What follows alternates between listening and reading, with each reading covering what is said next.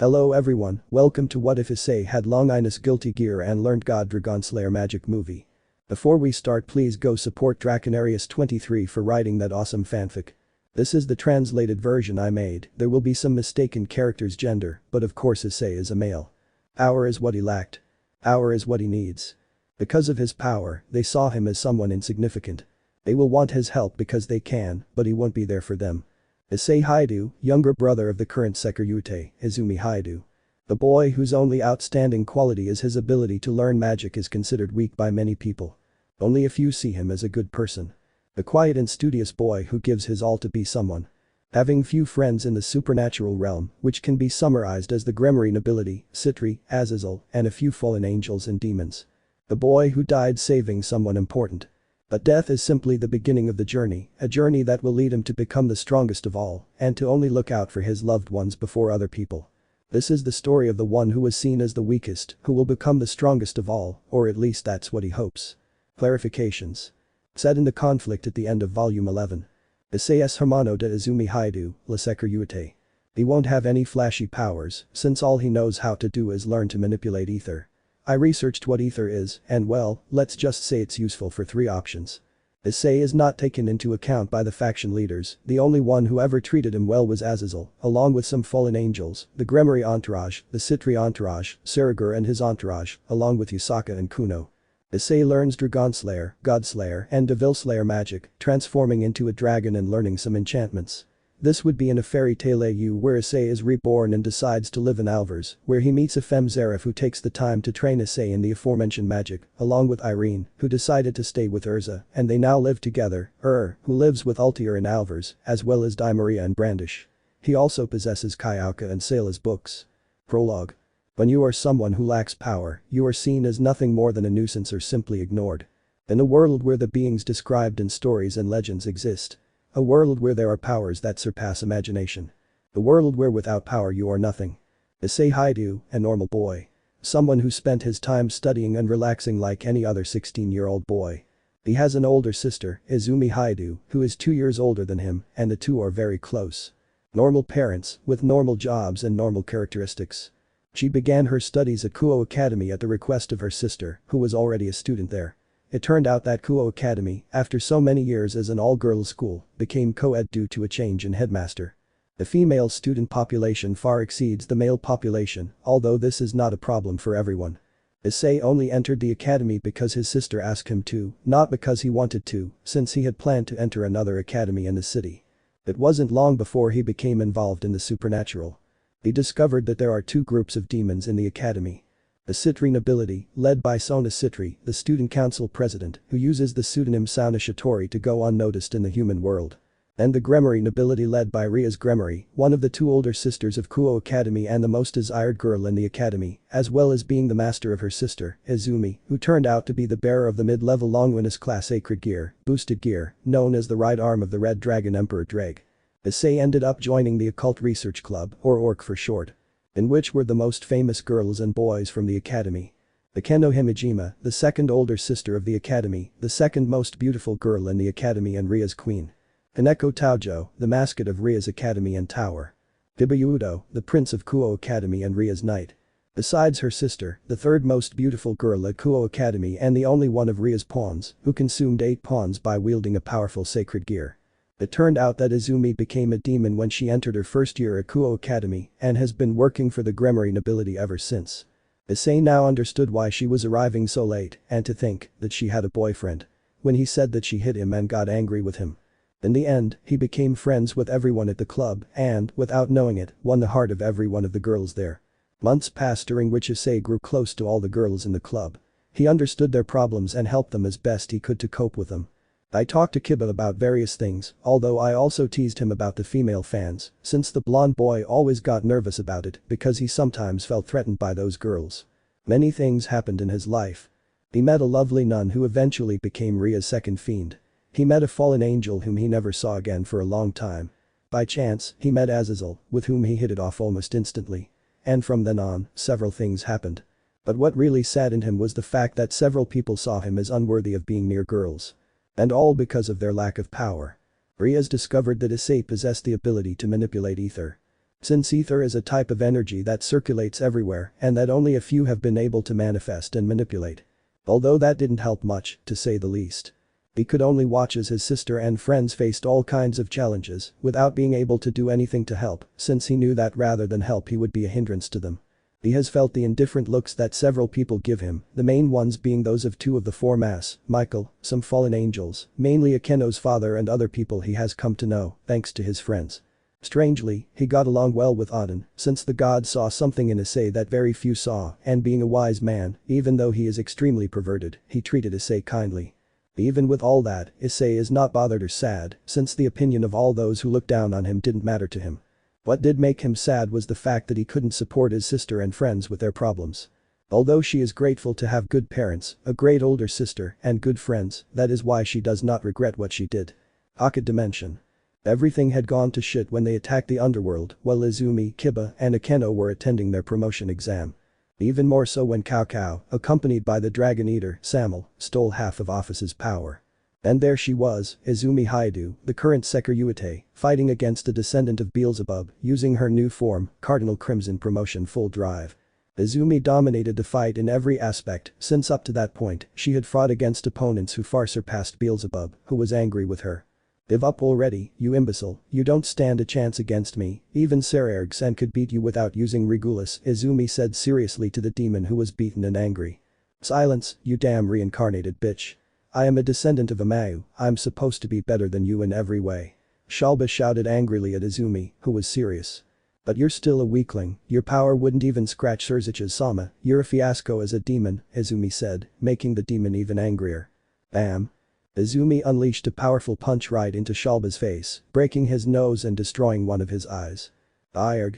Beelzebub screamed in pain as he fell against the roof of the hotel where they had been staying and which was transported to this collapsing dimension. The demon crashed to the hotel ceiling and bounced violently while bloodstains covered the place. Izumi glared at that idiot who wanted to cause great damage to the underworld and who forced the wielder of Annihilation Maker to forcibly enter the balance breaker that created dangerous beasts that were released into the underworld. You damned wielder of the Sekiryuutei. Take this. Shalba shouted, her face bleeding, as she summoned a magic circle from which an arrow shot out at great speed. Was all Izumi could say when she saw the arrow heading towards her. Time passed slowly, the eldest of the Hyoudou children watched as the arrow drew closer and closer to her. But then. Flush. Off taking the arrow squarely to his chest was a brown-haired boy with certain features shared with Izumi. Ice. She shouted, holding her younger brother who had the arrow stuck in the middle of his chest. Cough. My shit. The brunette said with a lot of blood coming out of his mouth while his skin turned paler with each passing second. Damn human. You ruined my only chance to get rid of that stupid reincarnated woman. Shalba shouted angrily.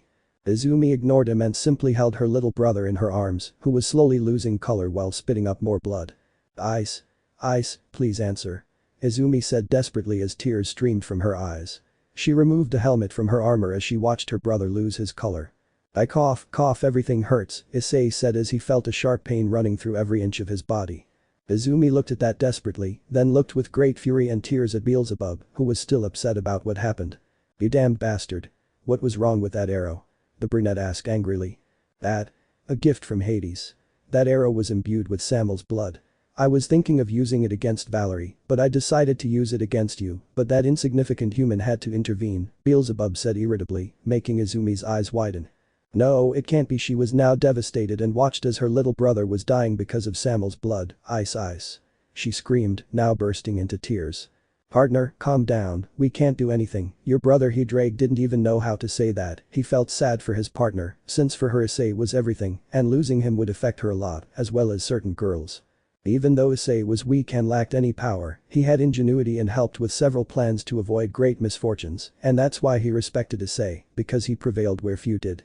No. Not him. Not Ice. Izumi cried, hugging her dying brother. Oh Onichan. Cough. Forgive me. Cough. Again. I messed up. Issei said, his vision blurry and his strength waning. Don't say anything, Ice, please, don't say anything, she said, caressing her brother's face as she cried. She didn't want to lose him. She loved him too much to lose him like that. Onichan. No. Cough. Don't cry, okay, tell mom. Cough. Dad. That I love you. Cough. And tell the girls. Cough. That I won't be able to stay with them any longer. tell Kiba to find a girlfriend. Cough. And forgive me for being weak. Cough. I love you, Onichan were the last words Issei said as life slipped away, each word slowly destroying Izumi's heart. Izumi opened her eyes and saw that Issei didn't respond again. Ice. She moved him a little, but nothing. Ice.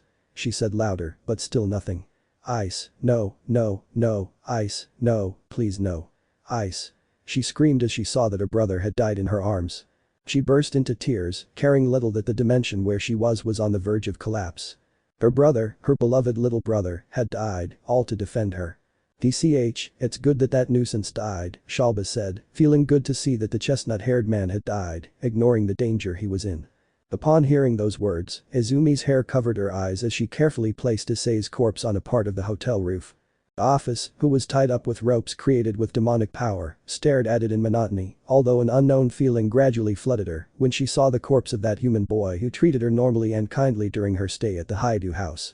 She didn't know why, but a tear came out of her right eye when she saw the cold corpse with an arrow in its chest.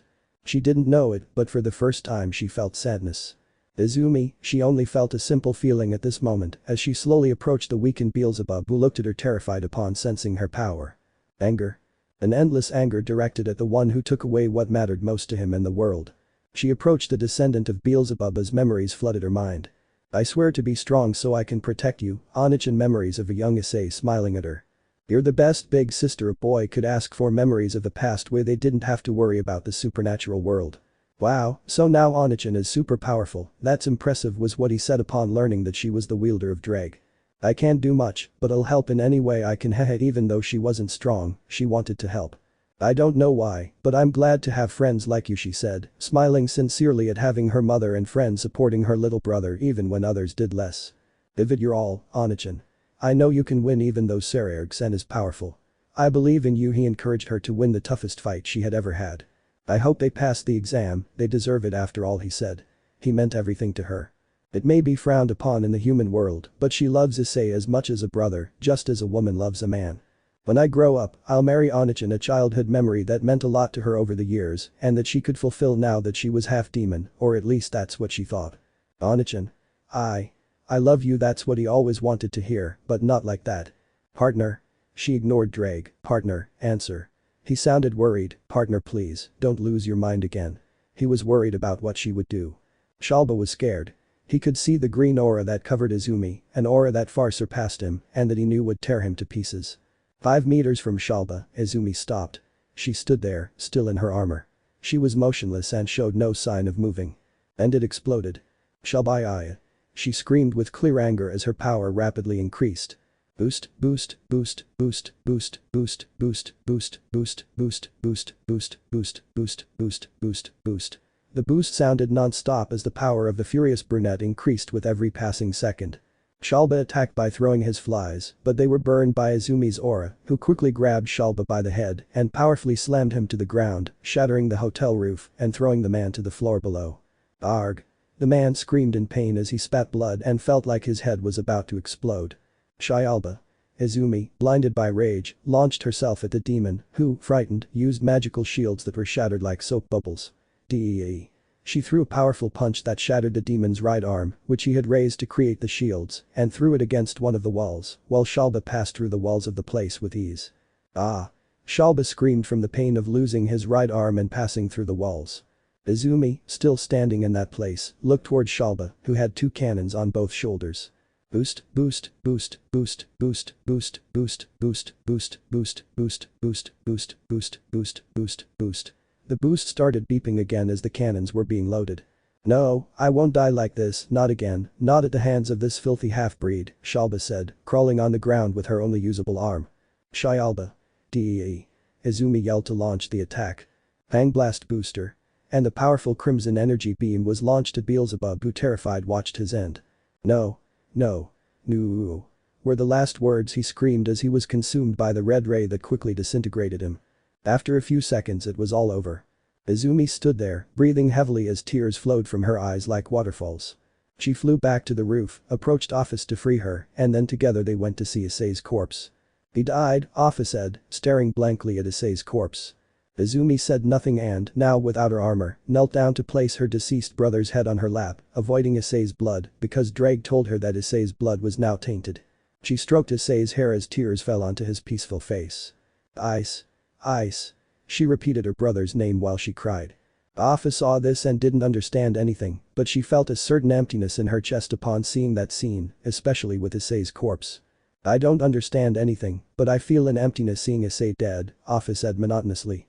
That's called sadness, you feel sad because of Issei's death, Izumi said, her words filled with pain. Oh, so that's it, it's an ugly feeling, Afa said. Yes, it's an ugly one, very horrible, Izumi said. The two remained silent as the situation worsened by the second, since the dimension they were in was about to collapse. He offered to be my friend, Afa said as Izumi listened. I didn't understand what I would gain from that. He told me I would have someone to talk to, and he also gave me candy and taught me how to play what you call video games, Afa said, which made Izumi smile slightly.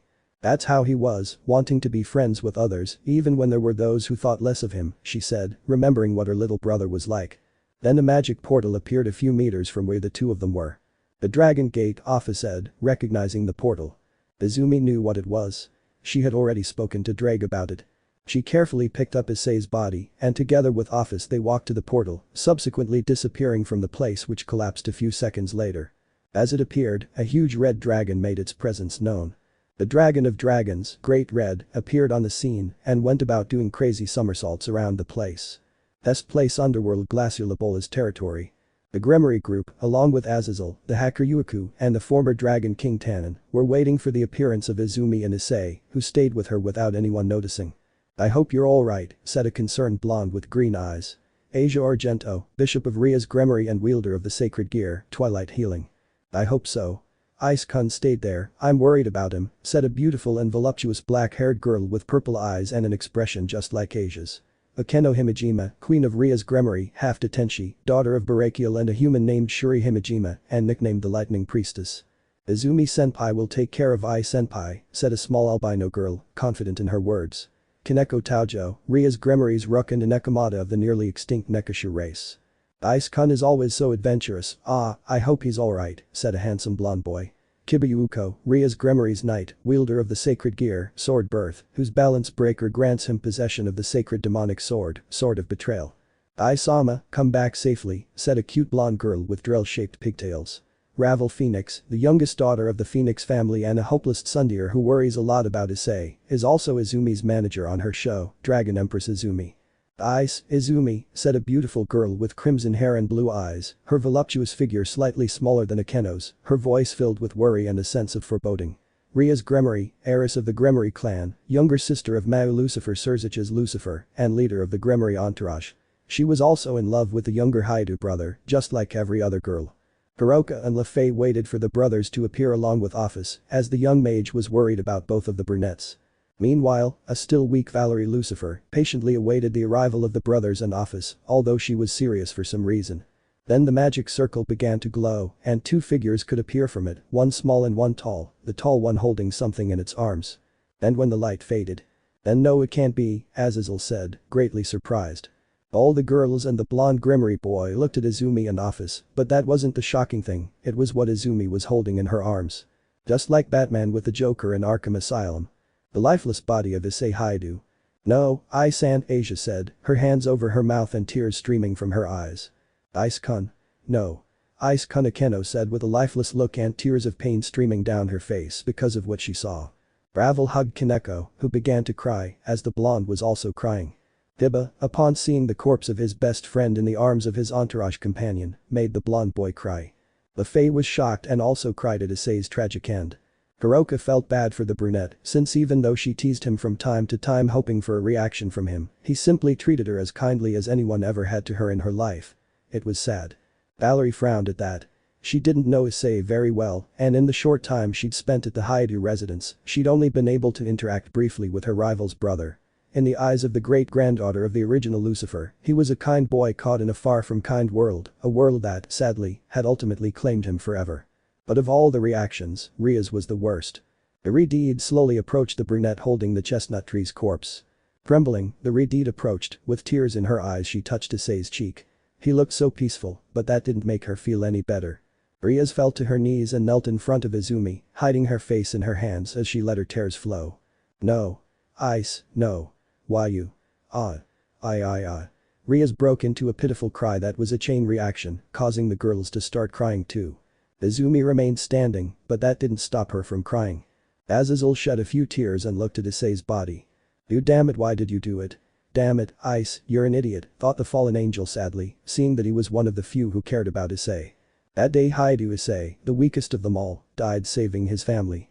He didn't care about being weak, at least he prevented his sister from dying. She was the important one, not him, but if it was for her or any of his loved ones, he would give his life without hesitation. Where am I? The mirror was in a kind of desert wasteland of white sand, with some strange trees that looked like black crystal, a night sky above with a waning moon in the sky. It's a good thing I intervened in time. Your soul was almost destroyed because of that shitty blood. Who are you and why am I not dead?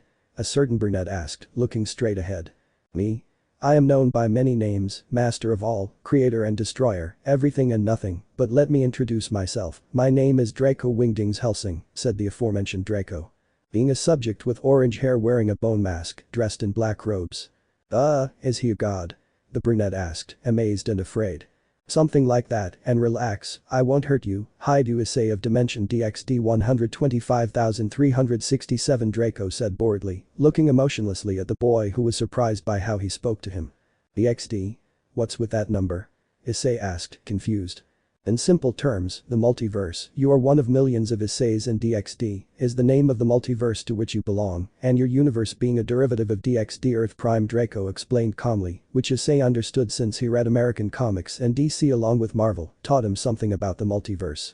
Oh, well, what am I doing here? Issei asked. Well, I saw in your universe, and I saw the predicament you were in, lacking the power to help your loved ones. Besides, you sacrificed yourself for your sister, preventing something that would have helped her gain more power, Draco said, noticing Issei's distress at hearing that his sister had lost the opportunity to gain more power because of him. Relax. You prevented her from dying when she was hit by the arrow that struck you. Her body would have been destroyed, and she was supposed to receive a body created from Great Red's blood and flesh, along with Office's power, which would have granted her more power. But you saved her, and the arrow struck you, causing your death and preventing that. But that doesn't matter now, since you protected your sister with your life, he said, making Issei feel uneasy. The reason for your presence here is simple. I thought it was a beautiful act to die for your sister, and I decided to give you a gift. That's why you're here, Draco said, surprising Issei. A gift? Issei asked, intrigued. Yes, a gift, said Draco. Wow, I don't know what to say, but thank you, Issei said with a grateful smile. You don't have to thank me for anything, it's simple karma. You were a good person and wanted to help even though you lacked power. Your selfless actions were the reason I gave you that gift, Draco said calmly, to which Issei nodded. And what will you give me? Issei asked. The power to help your loved ones and prevent the end of your world, Draco said seriously, alarming Issei. The end of my world? The brunette shouted, frightened and alarmed. Calm down, Draco said seriously, frowning at Issei's shout. Issei fell silent and asked more calmly. Why the end of my world? Issei asked. Well, in your world, or rather, in the entire DXD multiverse, there exists a dangerous creature that can end all life on the planet, Draco explained, and Issei was surprised. That sounds terrifying, said the chestnut-haired man. And for the supernatural it is, since it is because of that creature that God Elohim died, Draco revealed to Issei in amazement. Was that what caused the death of the God of the Bible? Issei asked in amazement. Partly, because sealing that thing weakened him, and then sealing Drake and Albion in their respective sacred gears, finished him off, Draco said, to which Issei replied, now, have you read the Bible? He asked. A little, since Irina used to invite us to mass on Sundays when we were little, Issei said, remembering the past. Have you read the book of Revelation? He asked, to which Issei nodded. That part of the Bible is interesting, especially when it talks about the beast and the red dragon. Wait, doesn't that mean? Issei looked at Draco in surprise. Wow, you're a clever boy, you managed to figure it out, Draco congratulated him in surprise. Indeed, the beast and the dragon exist, the dragon he's talking about being Great Red and the beast being called Trihexa, the imperial beast of the apocalypse, 666, and one of the two most dangerous beings on Earth in the DXD multiverse, Draco said, creating a hologram in Trihexa's likeness. Upon seeing this being, Issei couldn't help but be frightened, since this chimera looked completely dangerous, especially considering it was one of the most powerful beings in his world. He didn't know what to say. Now that you know about it, I'll give you the power, or more specifically, I'll give you the tools to be strong and shut up all those idiots who look down on you, Draco said, and Issei looked at him. What will give me the tools to be strong? Issei asked. As you know, your multiverse isn't the only one that exists, he said, making a slight gesture with his hand as countless spheres with what looked like white dots appeared in the sky above. That's the map of the Omniverse. It contains every existing multiverse, and I'm going to make you reborn in another multiverse so you can become strong, Draco said, while Issei stared blankly at the sky. Oh, hey, pay attention, he said, snapping his fingers in front of the brunette, snapping him out of his daze. Oh, sorry, the brunette apologized. It doesn't matter. Now, as I was saying, I will send you to another multiverse so that you can gain power and train it. Then, when you feel you are ready, you will return to your world on the third day after your death so that you can help everyone with the creatures that Shalba unleashed by using that child, Leonardo, he said, showing how the Jabberwocky and the Bandernash were attacking the underworld towards Lilith while all the beings of the Alliance did little to defeat them. Issei looked at that with concern, because if those things weren't stopped, they could reach the human world, and he was worried about his parents, plus his friends and sister, might be trying to stop those creatures, and he didn't want them to get hurt. Don't worry, they're fine, although they're depressed about your departure, Draco said, reflecting the Gremory group's mood, just like in canon. He showed his sister sitting in a corner, her face a mask of devastation as she stared at the ground. So tell me, are you ready to acquire the power you need to help your loved ones? He asked a brunette who looked sadly at the image of his friends and then, with a determined expression, looked at Draco.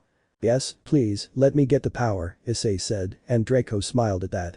Well, let me find a place to send you so I can have enough power to stop the end, Draco said, looking up at the sky at the infinite number of universes. After a few seconds, the Redeed knew where to send it. Alright, I have somewhere to send you, Draco said, and Issei listened attentively.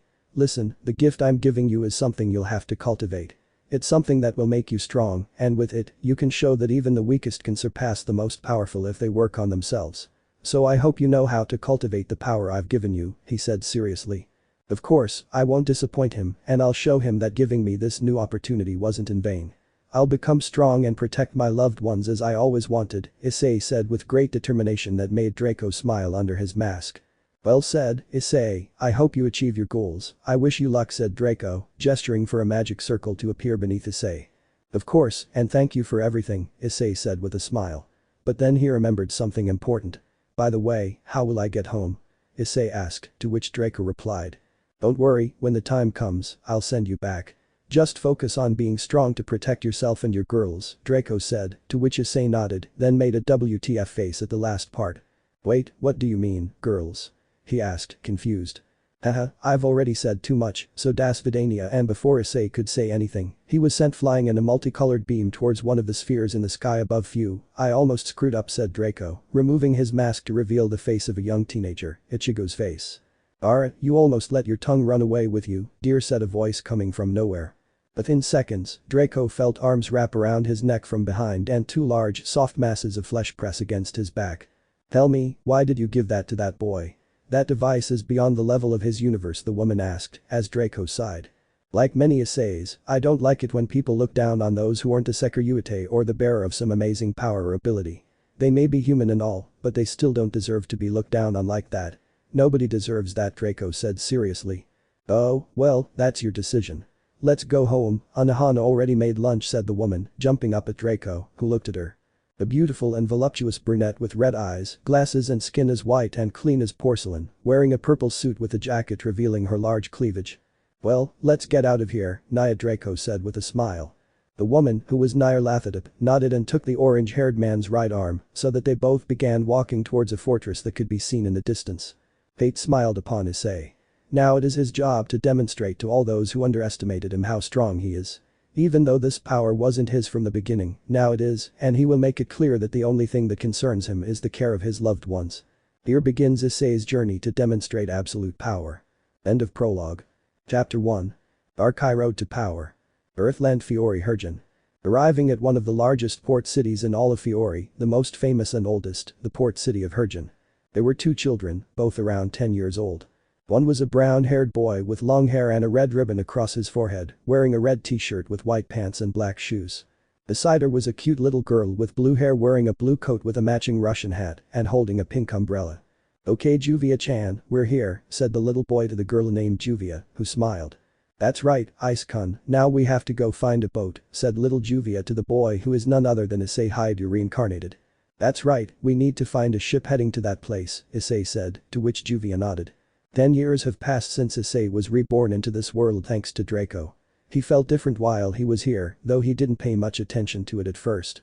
His life was limited to growing up in an orphanage where Draco left him, and he lived there until he was 8 years old when he decided to leave and start his own journey. While at the orphanage, he discovered the basics of this world through history books.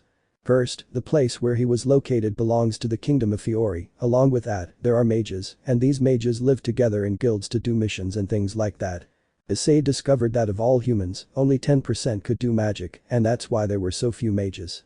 He was one of those belonging to the 10%, and he knows it because his ether manipulation ability followed him to another world. Although the ether of this world was different and good, it was called Ether Nano, and it is located in the atmosphere of this planet, although the good thing is that his ether manipulation could also work with Ether Nano. In the end, he began his journey with what little he had, running errands to get supplies and doing well.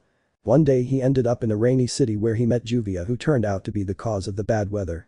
Apparently, she manipulated a powerful water magic and it reacted to her moods, or perhaps because she wasn't trained, she reacted that way. He doesn't know much since he's not an expert in magic.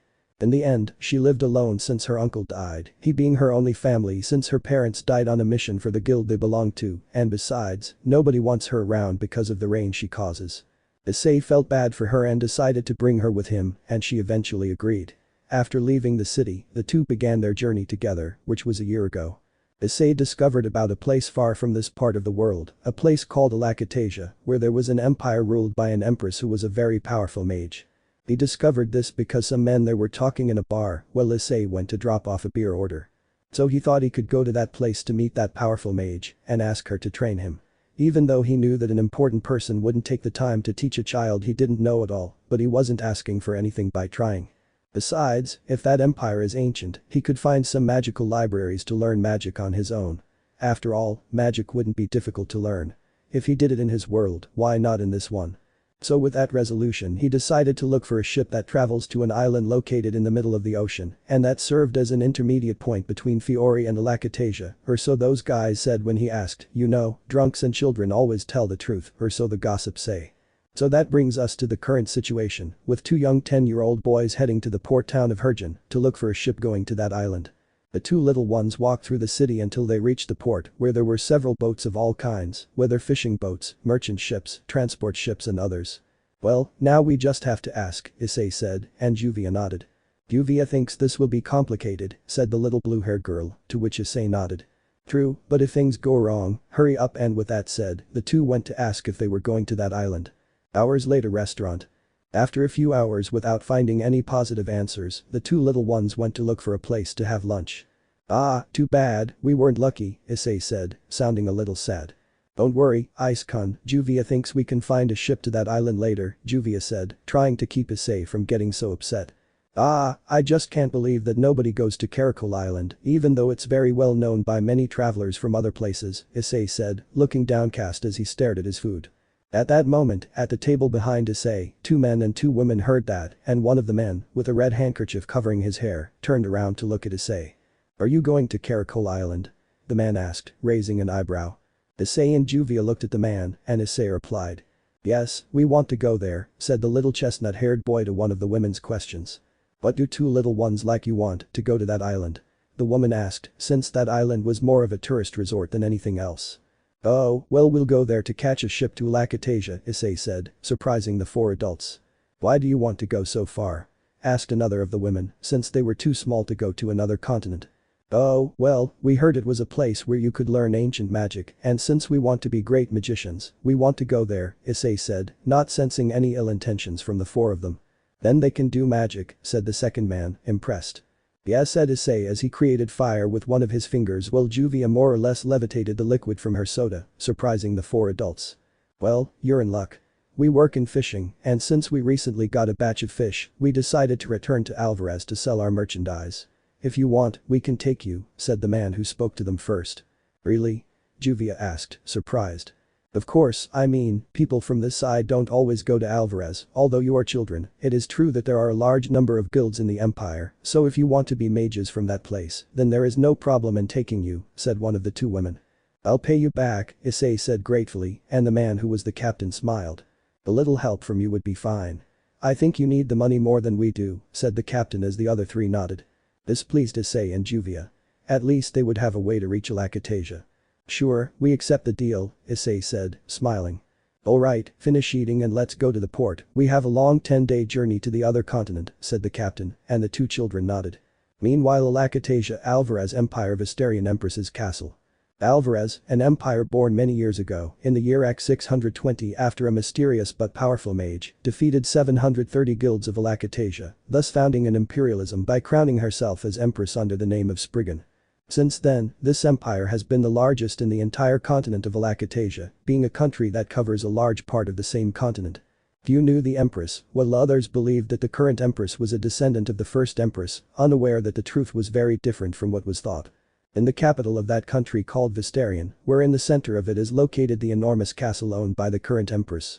In the throne room, there now stood a beautiful woman with long black hair and a voluptuous body, dressed in black and white robes, looking at a rather peculiar guest, so to speak.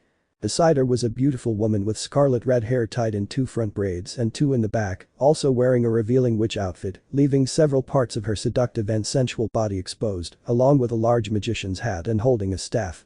Well, tell me, who are you and what do you want? Asked the beautiful dark-haired woman without a trace of emotion on her beautiful face.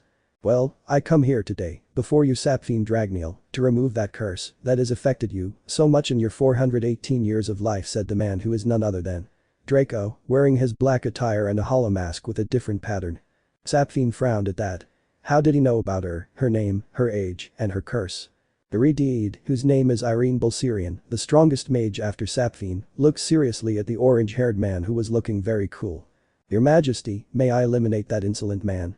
Irene asked, since if there was one thing that bothered her, it was someone giving false hope to another.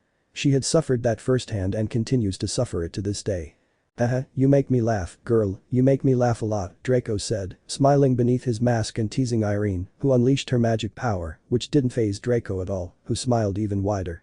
Oh, so that's how you want to play, huh? Well, let me double the bet. And after saying that, a powerful pressure was felt, causing the two women to open their eyes and begin to suffer, suffocating. What? Is 0.00001% a lot for you? Draco asked mockingly, as the women were terrified. 0.00001%. And that's why they're feeling afraid. Who are you? Sapphine asked, now frightened, looking at the orange-haired man a few meters away from her. I am nobody and as such, I've simply come to do someone a favor, so tell me, Brad, do you want the curse that one of God called Anki whatever his name is, put on him to disappear? Draco asked, to which the dark-haired woman swallowed hard. What do you gain by doing that? She asked seriously. Nobody works for free. Like I said, I'm paying someone back, so tell me, do you want to or not? Draco asked, as the woman thought about it for a moment. Can you take away this curse? She asked hopefully, because she wanted the curse to go away. She hated the god who cursed her, even though she was the one responsible for her own misfortune. If I'm telling you this, it's because I can, right? So hurry up, I don't have your time. There are more important things to do, and my job isn't easy, Draco said with a frown, though she didn't see it, she felt it. I will be eternally grateful to you, Sapphine said as Draco raised his hand, placing it in front of him and pointing at her. Well, don't move then, and with that, a powerful light covered the room and blinded the two women. After a few seconds, the light dimmed until it returned to normal, with Draco holding a small black marble between his fingers. That's it, said Draco, looking disinterestedly at the marble that contained the bad part of Anxaram's curse. Is that all? Sapphine asked, confused, but Draco showed her the marble. Yes, now you can control that subject's dark magic without problems, although now his instant kill has been reduced, and you will only severely damage those stronger than you or those at your level, only inferior beings could die, but beyond that everything is normal, now you can live with people as you have always wanted without any adverse repercussions, said Draco simply. Sapphine stood still as tears began to flow from her beautiful eyes, finally free from that curse that made her distance herself from her little sister, for fear of losing her because of her. How she would like to talk to her best friend about this, she would have to go talk to her later. Thank you for that, I really appreciate it, said Sapphine, getting up from her seat to go and kneel in front of Draco under the surprised gaze of Irene, who did not expect all this to happen. Draco looked at her, unmoved but uncomfortable. He doesn't like it when someone kneels before him unless they are an enemy. "Get up, woman. I only did this as a favor. Otherwise, I wouldn't have done it," Draco said, lying, since this was just part of his plans for a certain brown-haired brat. One standing, Sapphine calmed down and looked at Draco. "But who asked you for this favor?" she asked, confused. She doesn't know many people, after all, she's been avoiding all contact unless it's work-related. Beyond that, she only talks to Irene, her little sister, from time to time, and she only has one friend from years ago who lives in Ishgar. "Oh, he asked me for that," and using a transmission lacrima, she showed the image of little Issei who was with a fisherman and Juvia on a boat heading to Alvarez. She couldn't help it, Sapphine blushed because of how cute Issei seemed to her, which was noticed by Draco who looked at her with a flat face. "Perverted Shadokona," Draco said, making the woman feel like a block had fallen on the back of her head. "And I'm not a Shadokona." The dark-haired girl shouted in embarrassment, making Draco laugh. "Yes, repeat it until you believe it, but anyway, he was the one who asked for that favor," Draco said, making it clear that this was all part of his plan. "But I don't know him," Sapphine said, confused. "Well, he told me he dreamed there was a beautiful lady suffering from a curse, he described her appearance to me, and it turned out to be you, so I came to help you," he lied, even though he was doing this for personal reasons and to give Issei more points with this woman. "Oh, I'm speechless," Sapphine said, grateful to the brunette since it was a kind gesture to send someone to remove her curse. "Yes, well, I'm hungry and I'm leaving now because I have a date with one of my wives, so I hope that when he comes to the city, you'll help him." He pointed to Irene who looked at him. "He can help you with your problem, he lived with dragons, and he can help you have a human body, even though you're a dragon," he said, astonishing Irene. "No, it can't be true," said the retard, looking at the image of the smiling Issei.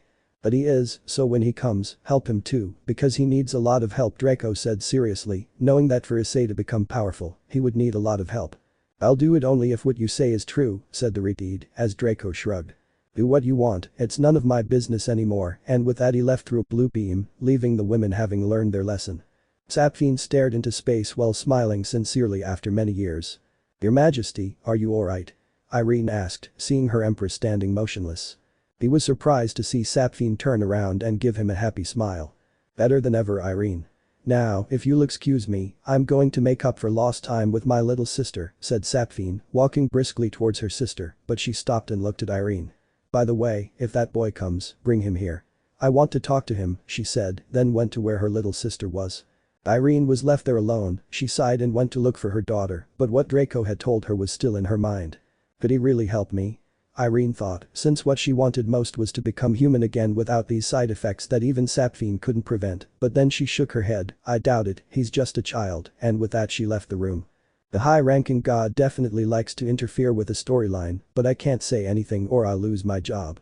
Anyway, see you later, friends, let's see what happens now. Chapter 2. Archai Road to Power. 10 days later, Port of Alvarez.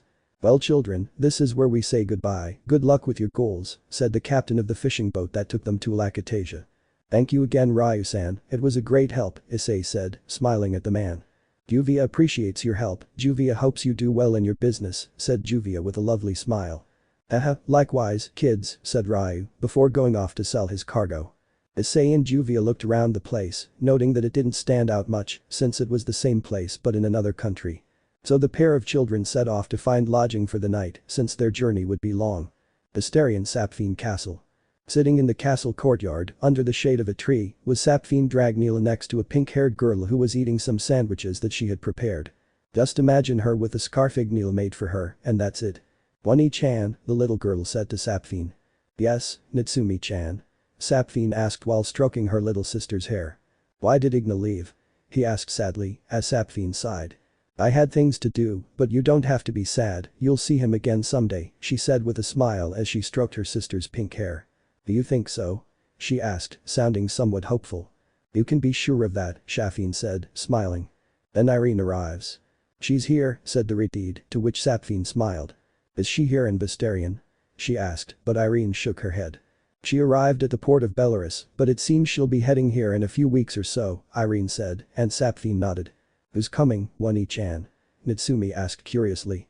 "Oh, someone who might become your friend," Sapphine said with a smile, making Natsumi excited. "Really?" asked the pink-haired girl, smiling, because she wanted to make more friends than the 4 she already had in this place. Of course, but you'll have to wait for him to arrive, although I think there will be two of them since he's coming with another girl, Sapphine said, and Itsumi nodded. Okay, she looked at Irene, let me know when he's in town. The redhead nodded and left to go find her daughter. Sapphine stayed playing with her little sister for a while, and after her sister went to look for the other 4 girls who live in the castle, she stared into space while she thought. What will I do to help that child? Well, I'll think of something, although I hope it's not complicated, she thought, looking up at the sky. 1 month later, Vistarion. A month has passed since Issei and Juvia arrived in Alakatasia, and since their arrival, they have been traveling while working on whatever they can. The 2 little ones arrived in the city after hitching a ride with some merchants, and thus reached the capital of the Alvarez Empire. Wow, Juvia thinks this city is huge, Juvia said, marveling at the place. Well, we need to find a place to stay, Issei said, and Juvia nodded, taking his hand. The 2 children walked through the streets of Vitarion looking for lodging, while unnoticed, they were watched by Irene, who left the place to warn Sapphine of their arrival. After about 15 minutes of wandering around the city, they found an inn where they asked for a room for a week. The woman who ran it seemed confused to see 2 children walking alone, but perhaps they didn't have parents, so she let them be.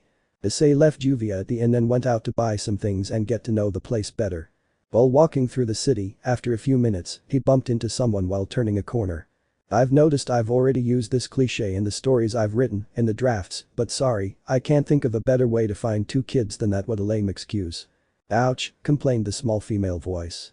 Ouch, sorry about that, I wasn't looking where I was going, said Issei, lying on the ground and looking at the girl in question. No, I was distracted, she said, and Issei stood up to give her his hand to help her up. Thank you, she said gratefully. Issei looked at her closely. She was a cute girl with long black hair tied in 2 twin pigtails, wearing a purple dress. But still, sorry for knocking you to the ground, Issei apologized, and she looked at him with a smile.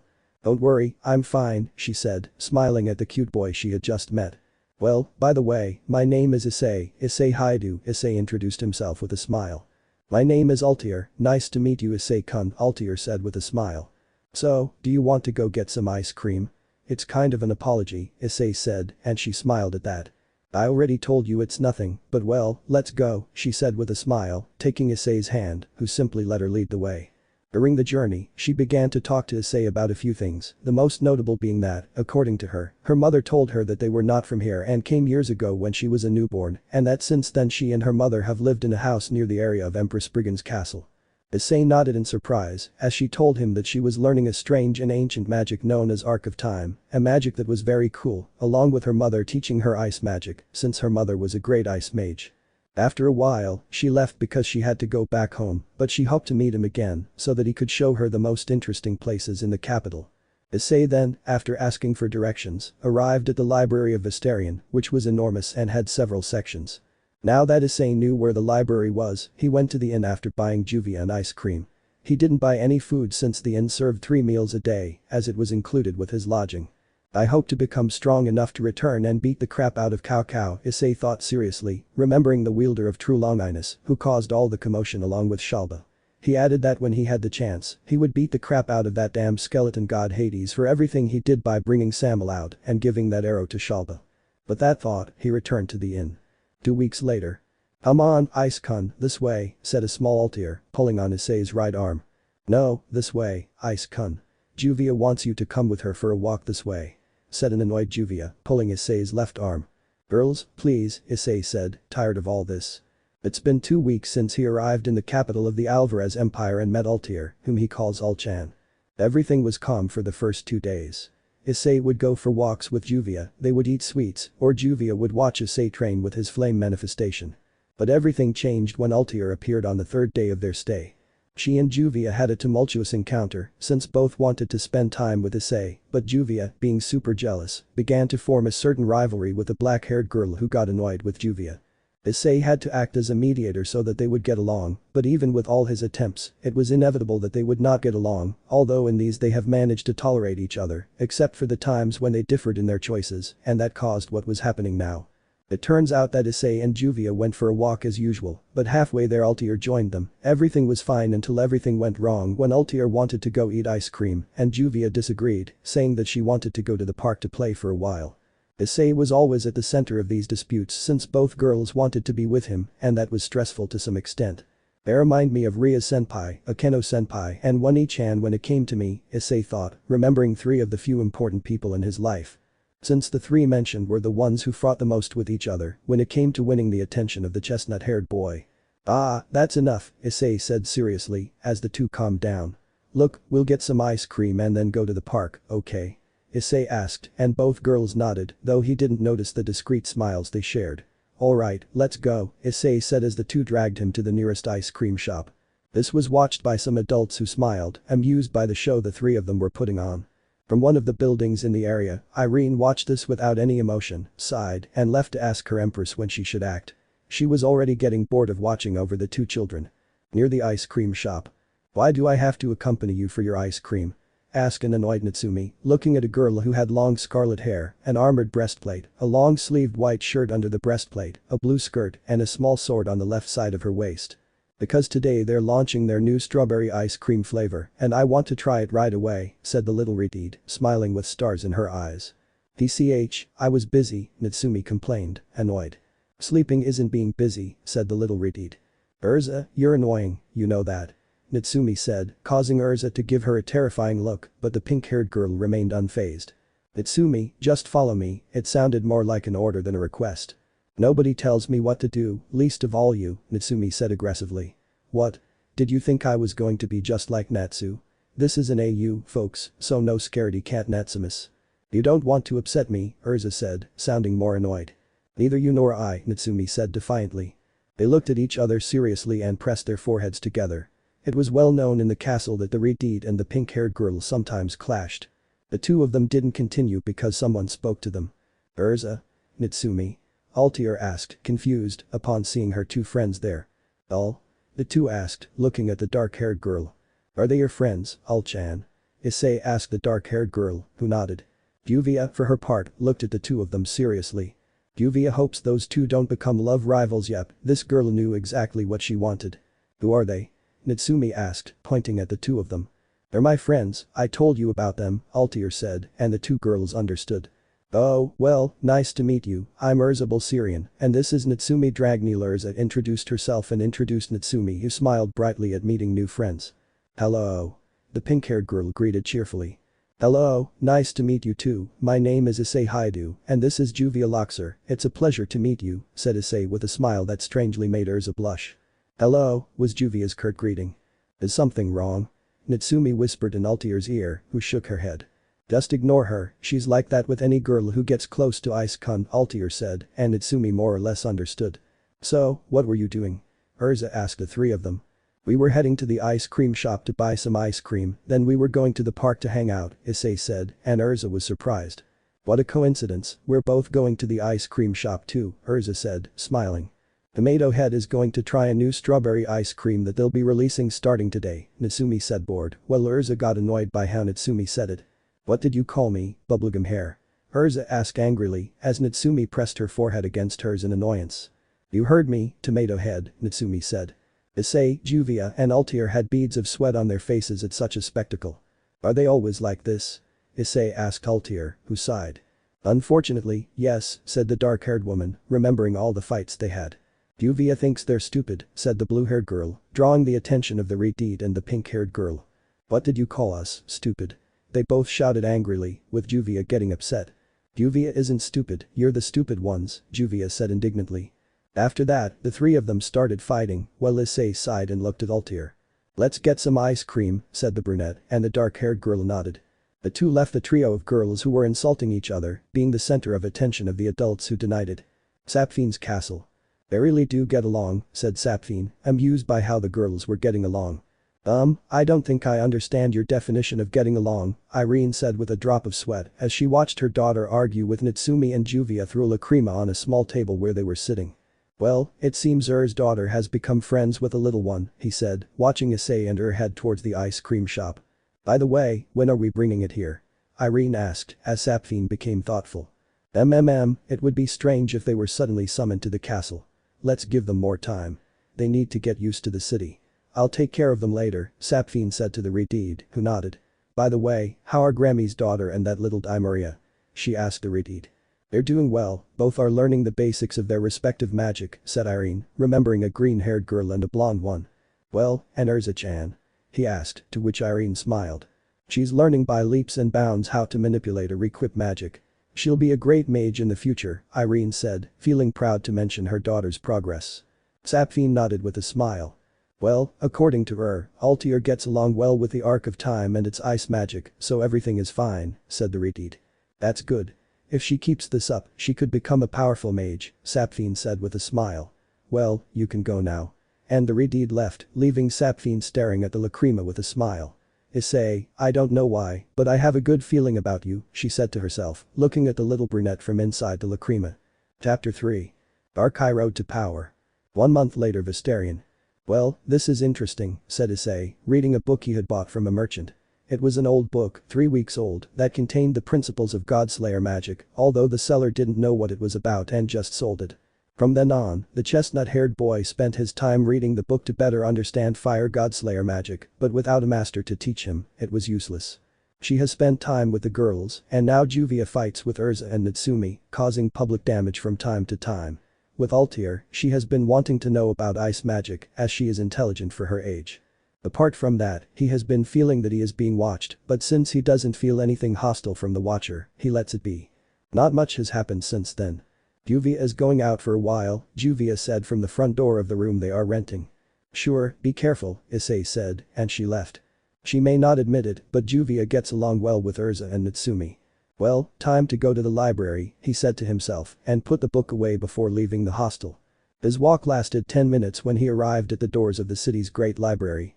In his world he used to read a lot, since he didn't have much else to do.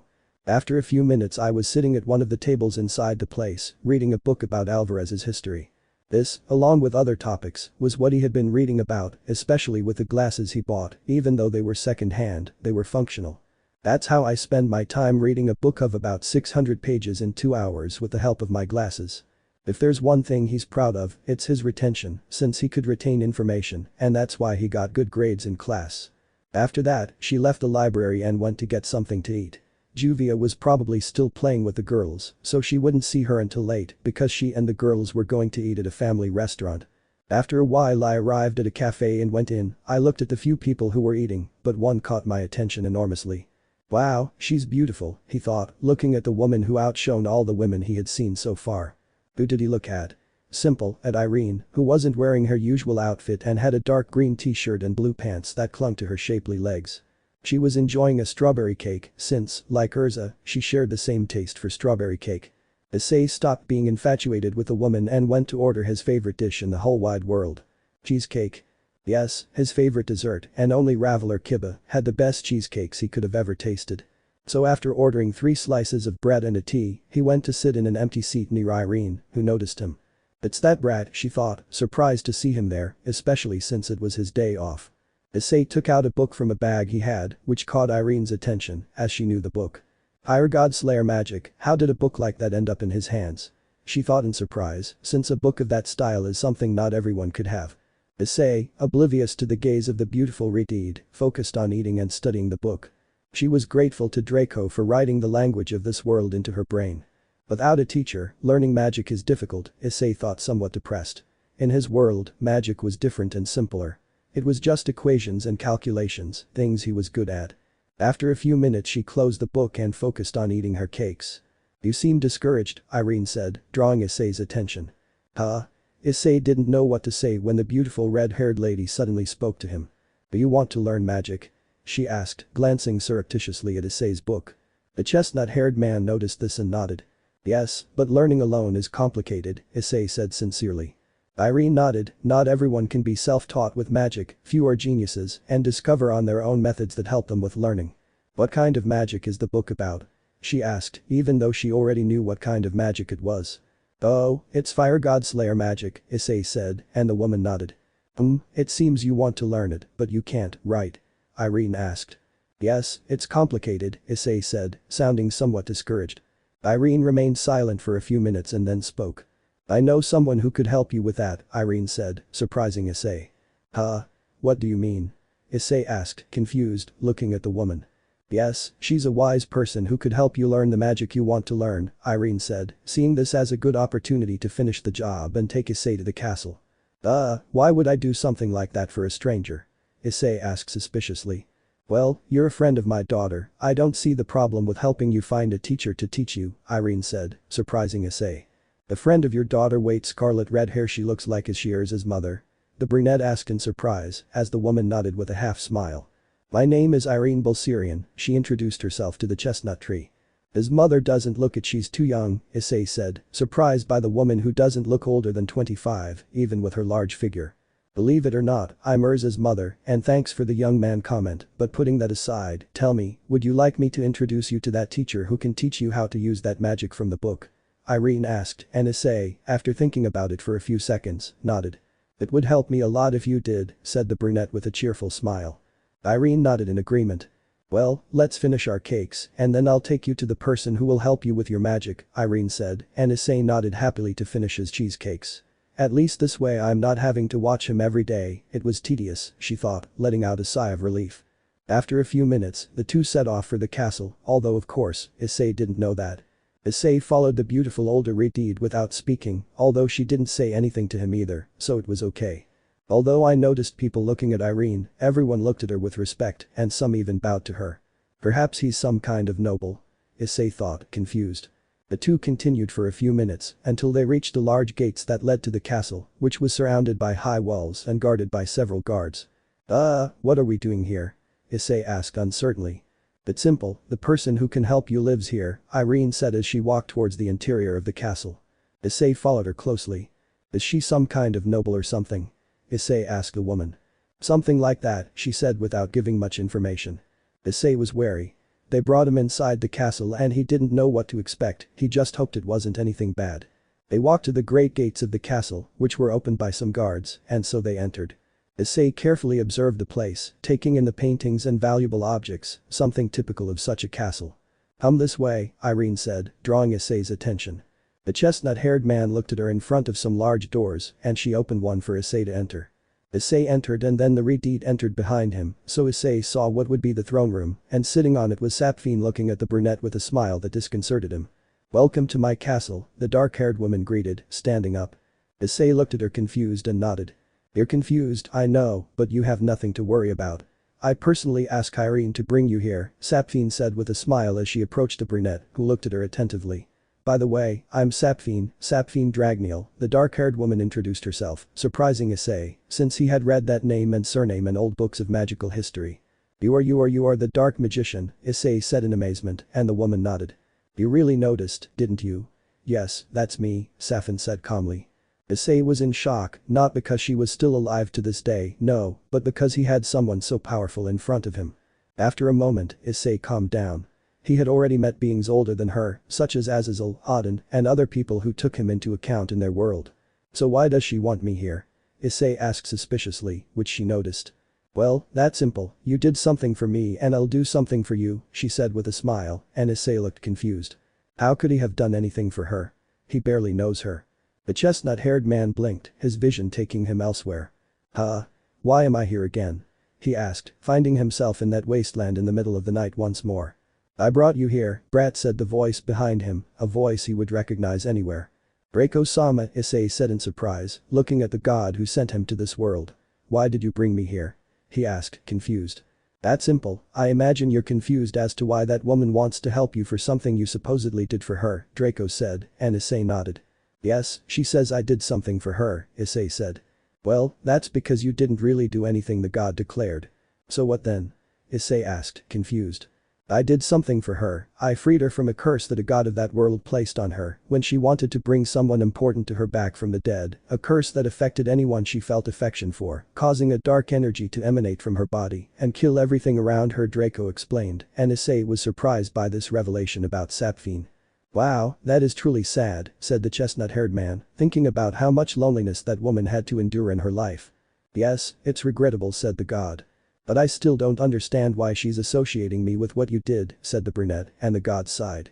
That was because I told her that you sent me to help her with her illness, Draco said, surprising Issei. Why would I do something like that? Issei asked, confused. Why would she have helped you with your magic, not even as a joke? Well, she would have, but that would have been later, and you have a time limit for being in this world and returning to yours.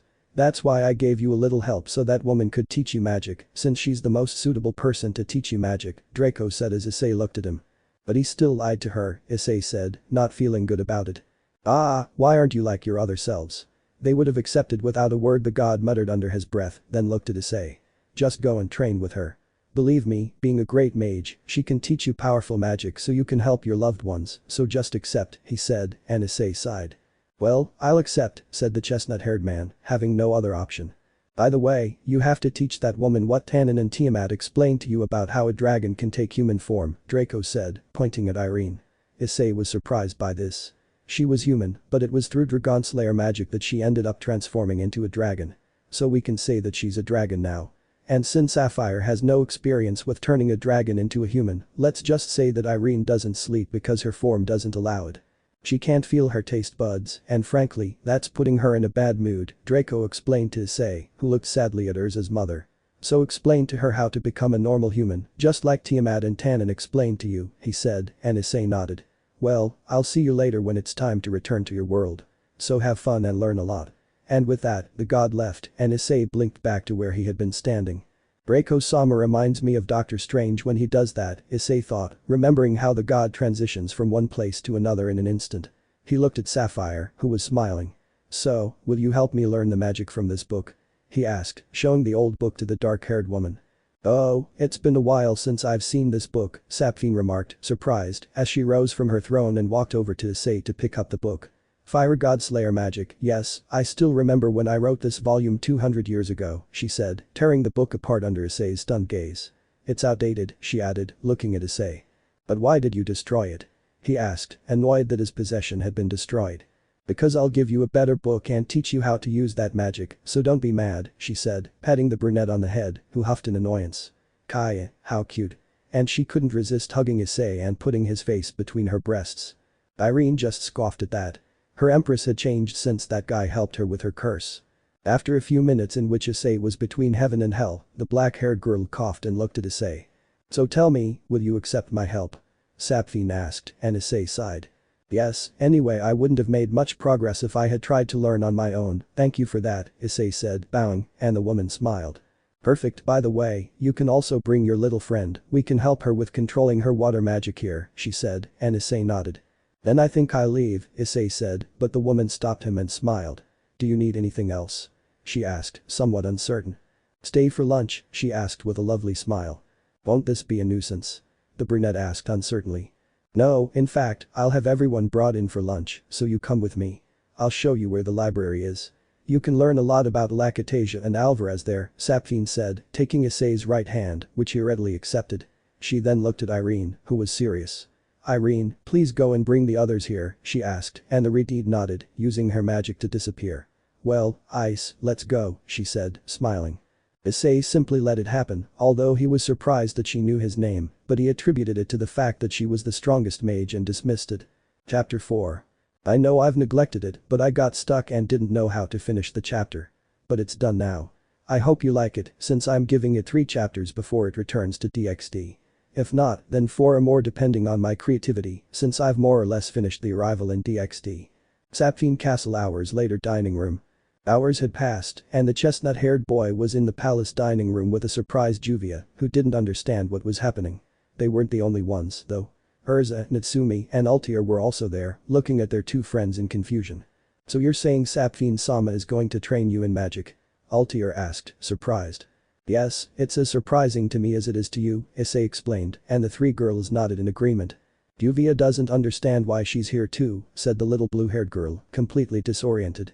He also said he would help you with your water magic, Issei told her, and the little girl looked at him. That's why Juvia is confused. Why help Juvia alongside Ice-kun? Juvia is confused, Juvia said, confused and puzzled. Then more people arrived, women to be specific, including 2 girls and 2 women Issei didn't know, Irene and a smiling Sapphire. One of the women has short black hair, black eyes, fair skin, and a nice curvy figure. She's wearing a gray sweater over a black t-shirt, black jeans, and black boots. 2 girls the same age as Issei were with her. One girl with short blonde hair and another with green hair. I see some new faces here, the dark-haired woman remarked, looking at Issei and Juvia. Yes, they will live here and be trained in magic, Sapphire explained, surprising the newcomers. A dark-haired woman looked at Issei and Juvia, not expecting the Empress, who had previously been unfriendly and cold, to accept two children to teach them magic, but if she accepted them, there must be a reason, and she wasn't one to say anything. The two girls looked at the duo, not expecting to have new classmates in the magic classes taught here, although it's good since they only have Natsumi, Urza and Altair here, meeting new people is a good thing. Well, I certainly didn't expect that, the dark-haired woman commented in surprise. Yes, neither do I, but that's how things are, Sapphine said, smiling slightly.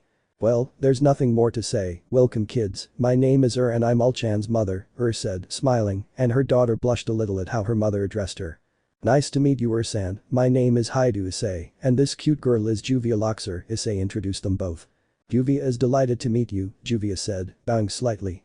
I'm Daimaria Yesta, nice to meet you, Daimaria said with a smile. And I am Brandish introduced herself, and they both nodded.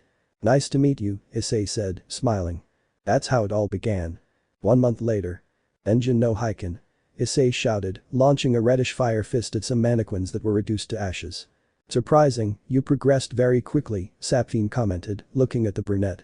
Almost everyone was there, in the training area of the Empress's palace. Juvia knew IceCon was great, Juvia never doubted it, commented the little blue-haired girl, proud of Issei. That's surprising, I thought learning Godslayer magic would take him longer, said, watching what the brunette had done alongside her daughter. It didn't turn out to be disappointing, Irene said seriously, since she thought Issei was a waste of time. Urza, beside him, said nothing.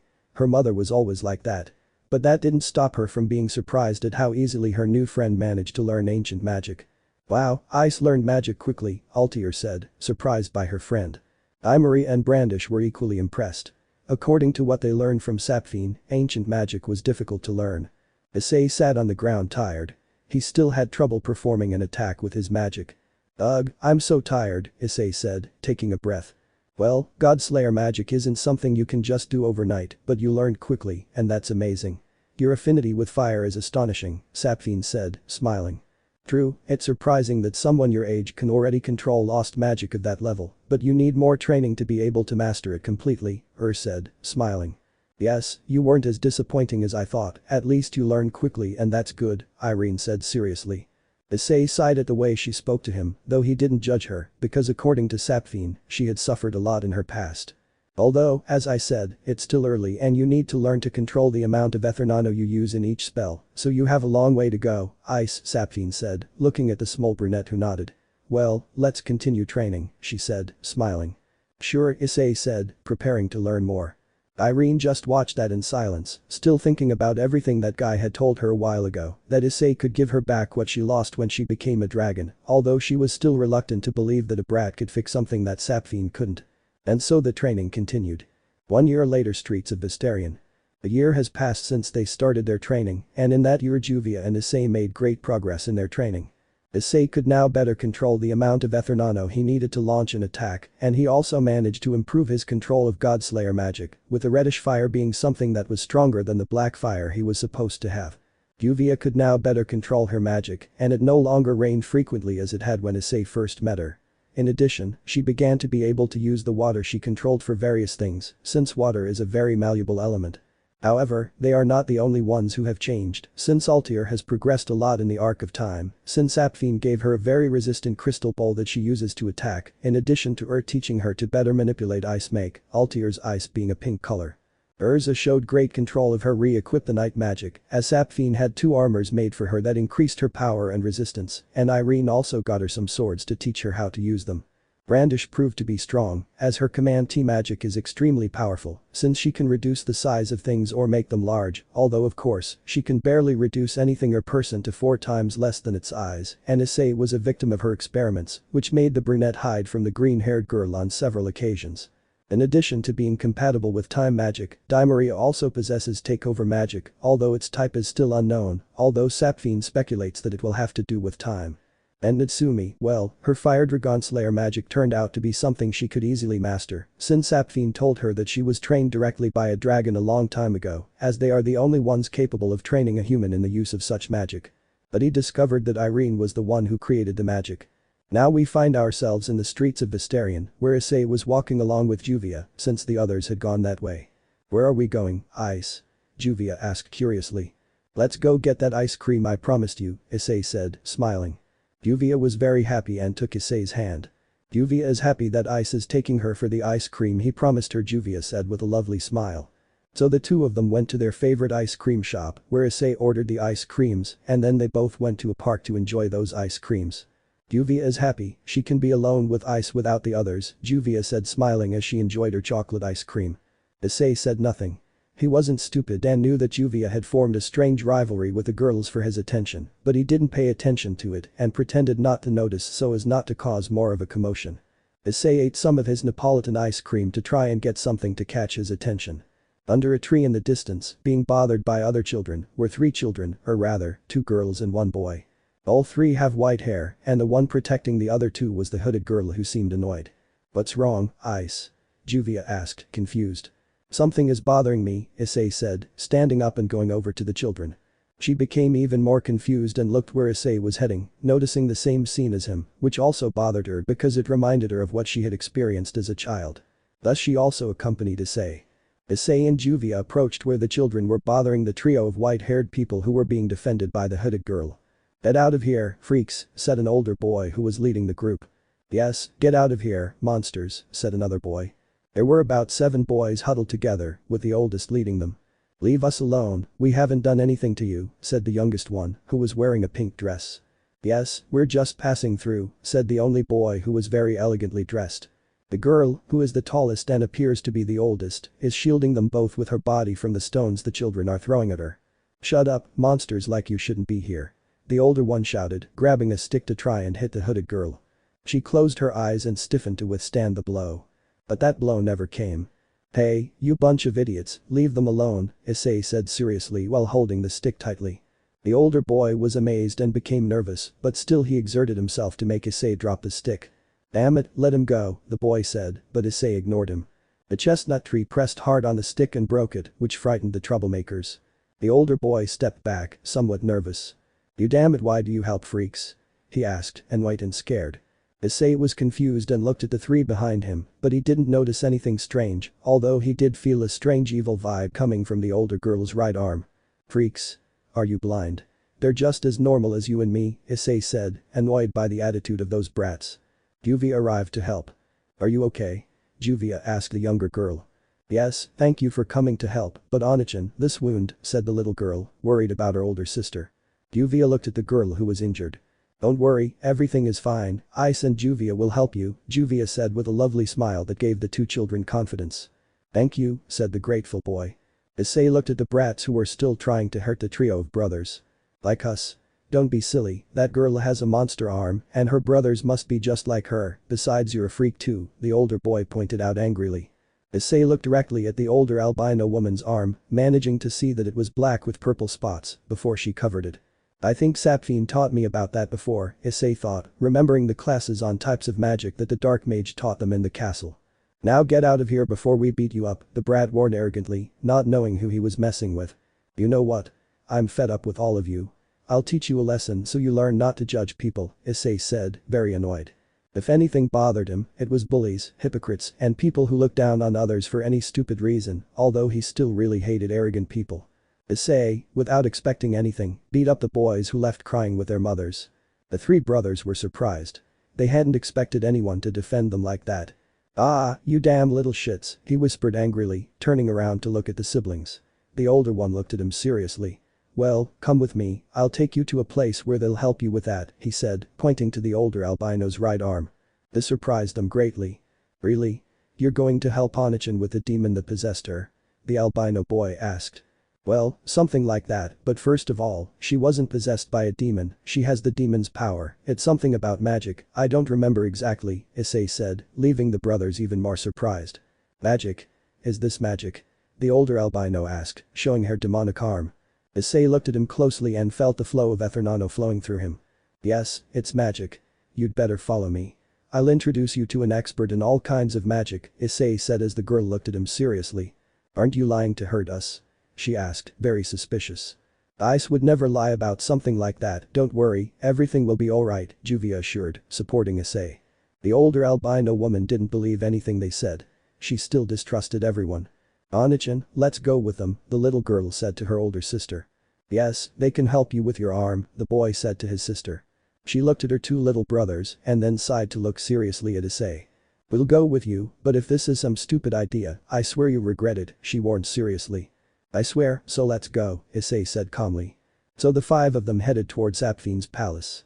The three siblings were amazed as they approached the palace and looked at Issei and Juvia who were calm. Who the hell are they? The older albino thought, looking at the two of them. Issei and Juvia greeted the guards, and the guards returned the greeting, thus the five of them entered the palace. Alright, follow me, let's go to that person who will help you with that, Issei said, looking at the older albino woman's arm. Thus the chestnut-haired man and Juvia led the three albinos to the throne room, and upon arriving at the doors, the guards there opened them for the boys. Sapfine sat on her throne with Natsumi on her lap, while Irene stood beside the dark-haired girl, serious as always. I noticed them quickly, Sapfine.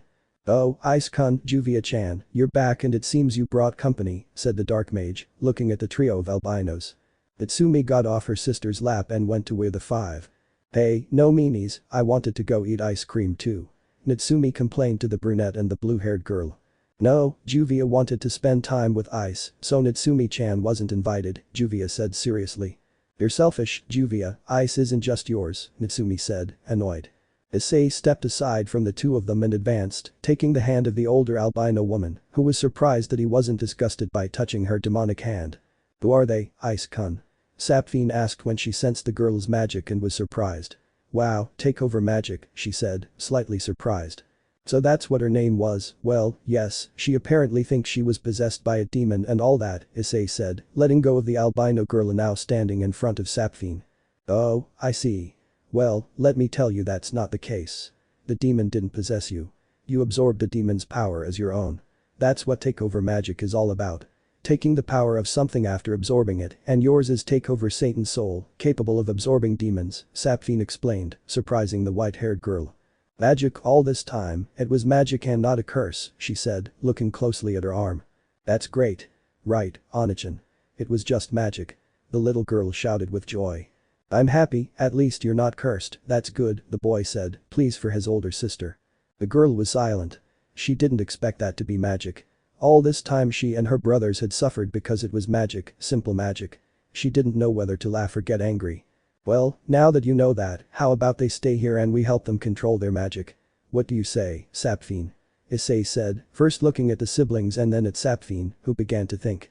Well, it's not a bad idea, since they also have magical abilities, so it's fine, said Sapfine, looking at the two younger brothers. Can we do magic? The little girl asked, surprised. Yes, I can feel Efernano inside, Sapfine said, which surprised and pleased the two young people. Did you hear that, Onachan? We can also learn magic, that's great. Said the little girl, taking her sister's hand. Yes, and you'll be able to control that power, isn't that great? The boy said, smiling happily. She didn't know what to say, since all this was something she never expected. Stay, that way at least they'll have a roof over their heads and won't have to go through what they went through again, Issei said, looking at her calmly. The older albino woman looked at him. Issei just held his gaze. Juvia and Natsumi, who had been silent, decided to speak.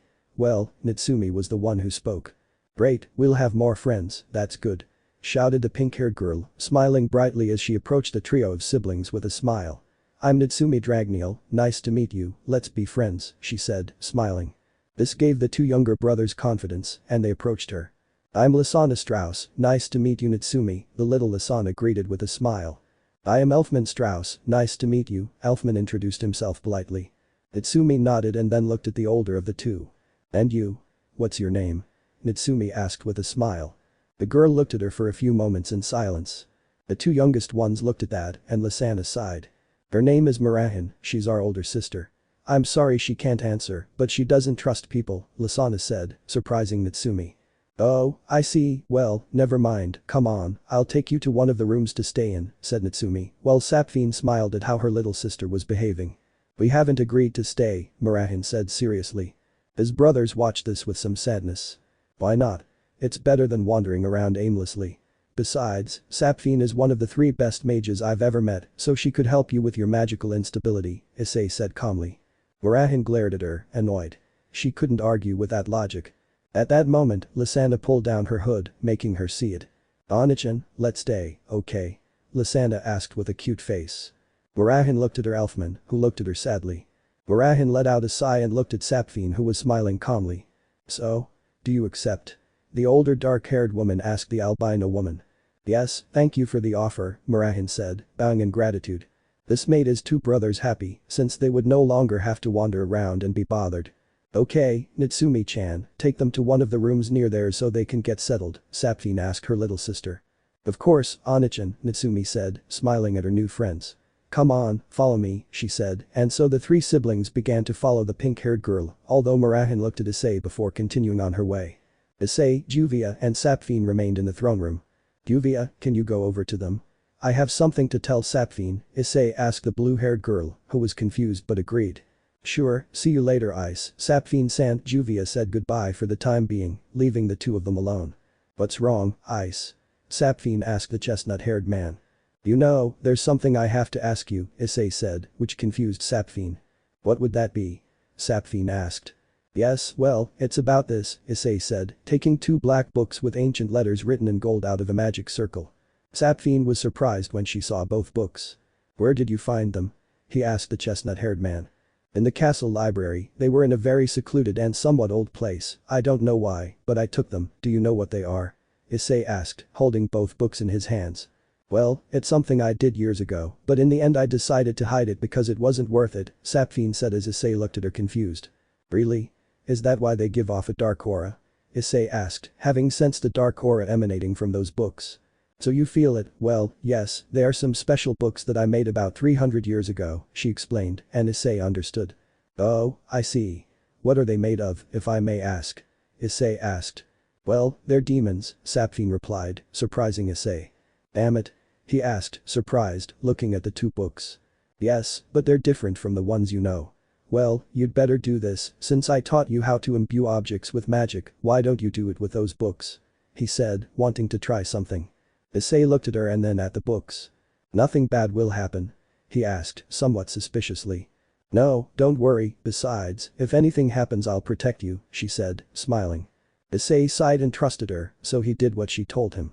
If there's one thing he learned from Sapphine, who is a scholar when it comes to magic, it's how to imbue objects with magic, so that these can have magical properties, depending on the magic one practices, for example, imbuing weapons with reddish fire, since Issei's Godslayer magic is fire-based. So Issei started doing that, hoping the books wouldn't burn. It was a surprise when he saw that the books began to absorb his magic power, so he continued without any care, until they began to glow, and he saw how the golden letters began to become legible. Sapphine smiled at that. At least those two books would be useful. Issei dropped the books, which upon hitting the ground dissolved into shadows, which began to grow to a human size. After a while everything stopped and Issei was surprised, and Sapphine smiled.